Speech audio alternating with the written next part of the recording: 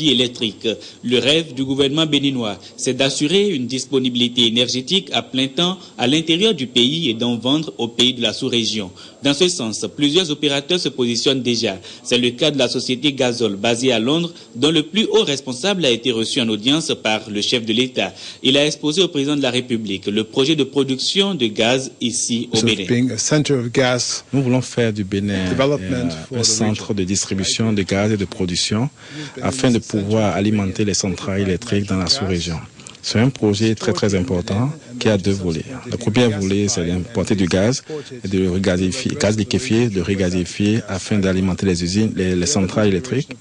Et le second aspect, c'est de pouvoir faire du Bénin un pays producteur d'énergie qui va être aussi exporté vers la sous-région. Le président nous a bien reçus et il est vraiment heureux d'avoir discuté du projet et nous demandons à ce que tout aille vite et très bien afin que le projet soit réalisé et dans les mois et le plus rapidement possible et que le Bénin devienne effectivement le hub pour la distribution du gaz et de l'énergie électrique dans la sous-région. Les responsables du groupe indien Skipper, reçus par le chef de l'État, ont aussi échangé avec lui sur des questions énergétiques.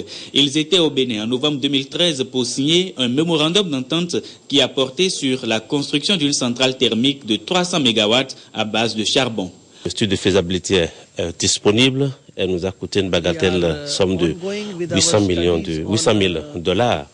Nous avons également abordé le volet agricole, à savoir le renforcement de la production du manioc, de l'amidon et des industries de production donc de l'alcool.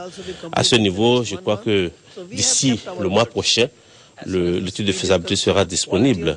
Ça veut dire que nous sommes venus rendre compte au chef de l'État et également demander à la partie béninoise de bien vouloir respecter ses engagements en ce qui concerne le soutien que nous attendons du Bénin. Les études de faisabilité ont été financées par la société Skipper. Le président de l'Assemblée nationale était lui aussi au cabinet du chef de l'État et n'a fait aucune déclaration.